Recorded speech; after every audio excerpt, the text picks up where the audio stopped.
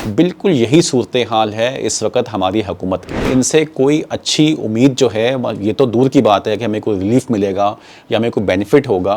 मुझे सिर्फ इख्लाफ है सबसे ज़्यादा, और जिससे तकलीफ़ है वो उस बयान से है कि रियल एस्टेट जो है यहाँ सट्टा चलता है। बहुत सी ऐसी सोसाइटी सामने आई हैं जिन्होंने लोगों को लाइफस्टाइल दी है, उनको बताया है कि भाई ये बड़ी सड़कें भी बनती हैं, यहाँ पे पार्क भी बन सकते हैं, आपके घर के सामने जो है वो तमाम एम्यूनिटीज़ आपको नज़र आ सकती हैं।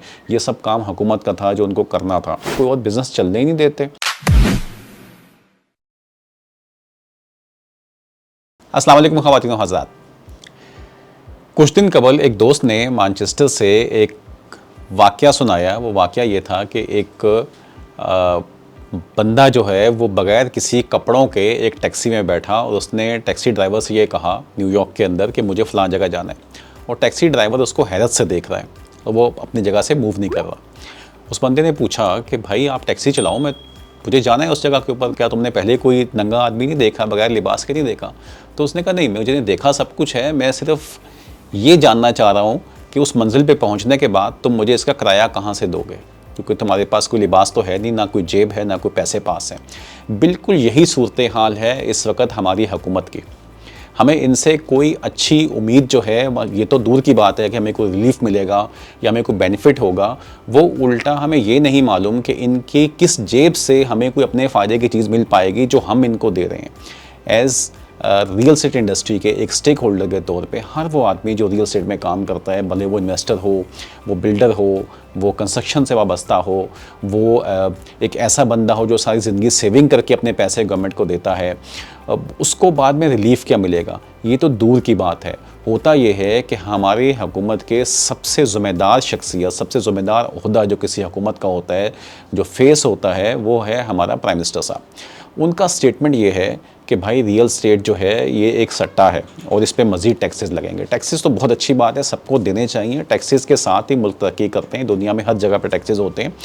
तो टैक्सेस से तो देने से किसी को बाइद नहीं है। टैक्सेस को थोड़ा सिस्टमेटिक कर लीजिए, पता हो कि भाई बिल्डर पे कौन सा टैक्स लगना है, वो आदमी जो फाइलों की डील्स कर रहे हैं, सोसाइटी के मालिकान हैं, उन पे क्या टैक्स लग रहे हैं, जो एंड यूज़र्स हैं उसको क्या लगना है। सबको एक लाठी से ना हाँका जाए तो बेहतर है। इससे कोई मसला नहीं है, वो एक अलग बात बहस है, उस पर भी एक डिटेल में वीडियो करेंगे। उसमें हम देखेंगे कि बहरिया टाउन की प्रॉपर्टी के ऊपर टैक्सेस की सूरत क्या है, इसका इम्पैक्ट DHA सिटी पे क्या आ रहा है, इसका इम्पैक्ट बाकी शहरों की जो प्रॉपर्टीज़ हैं वहाँ पे क्या इम्पैक्ट है, फ़ाइलों पे क्या मसाइल हैं, कंस्ट्रक्शन प्रॉपर्टी क्या मसाइल है। वो मैं आपसे डिटेल से इंशाल्लाह आने वाले कुछ दिनों में आप वो वीडियोज़ देखेंगे। मुझे सिर्फ इख्लाफ है सबसे ज़्यादा, और जिससे तकलीफ़ है वो उस बयान से है कि रियल एस्टेट जो है यहाँ सट्टा चलता है, और ये उसको एक किस्म का मज़ीद डिस्करेज करने की कोशिश की है हमारे जो हुक्मरान हैं उन्होंने। देखें, सट्टा मतलब स्पेकुलेशन जो है वो किस में नहीं होती। हम पिछले 6 महीने से चीख रहे हैं कि हमने रिकॉर्ड ब्रेकिंग स्टॉक पे काम कर दिया और स्टॉक में इतना सारे इंडेक्स उसने पार कर लिए हैं। बिज़नेस कहाँ हो रहा है? कौन सी ऐसी जगह है, जो कौन सी ऐसी कंपनी है जिसमें बेइंतहा आप प्रॉफिटेबिलिटी देख रहे हैं, बहुत ज़्यादा आप बिज़नेस देख रहे हैं, बहुत ज़्यादा ग्रोथ देख रहे हैं? कहाँ है पूरे पाकिस्तान के अंदर? क्या वहाँ स्पेकुलेशन नहीं चल रही स्टॉक के अंदर?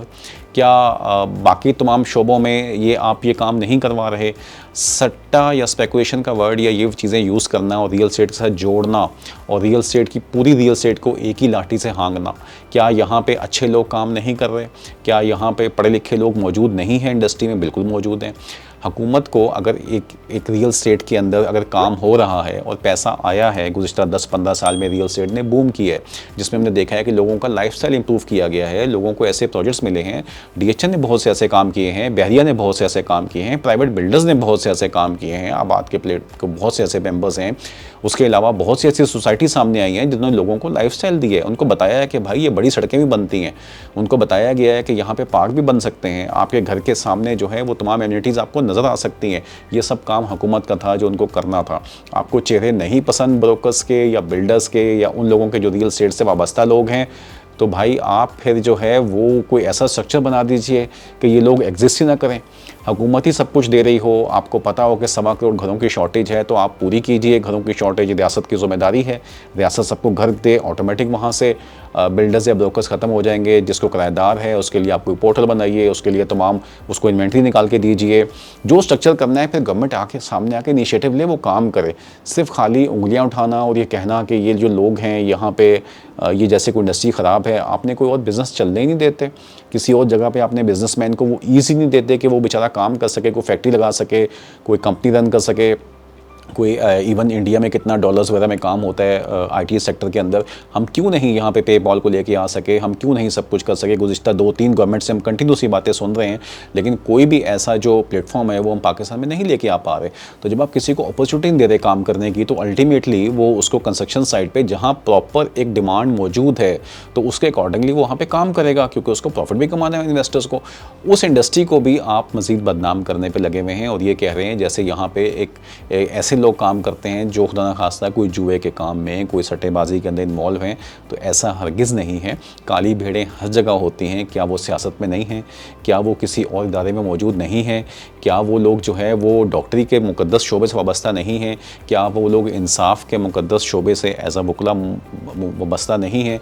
कौन सा ऐसा शोबा है, अब भले वो आप कोई किसी मजहबी तौर पर देख लीजिए, किसी माशरती तबके को उठा लीजिए, आपको हमेशा वहाँ पर कुछ ना कुछ काली भेड़ें मिलेंगी और दुनिया के हर अच्छे तहजीब याफ्ता मुल्क में भी मिलेंगी।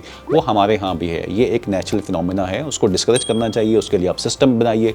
आपको कोई मसला है, आप उस पर सिस्टम बनाएं, वो रिफॉर्म्स लेके आइए, वो चेंजेस कीजिए जिससे ये सब चीज़ें बेहतर हों। बाकी टैक्सेस के ऊपर जो है वो बात करने के लिए इंशाल्लाह दोबारा आपकी खिदमत में हाजिर होंगे और मज़ीद कुछ चीज़ें आपको शेयर करेंगे प्लॉट के रेट्स के ऊपर, और वो सब चीज़ें जो कि एक्चुअली अगर आप बाइंग करने जाते हैं या प्रॉपर्टी सेल करने जाते हैं तो क्या इम्पैक्ट आपके ऊपर उन सब चीज़ों का आ रहा है। तो कुछ कमेंट्स करना चाहें तो प्लीज़ बताइएगा। Thank you. अस्सलाम वालेकुम।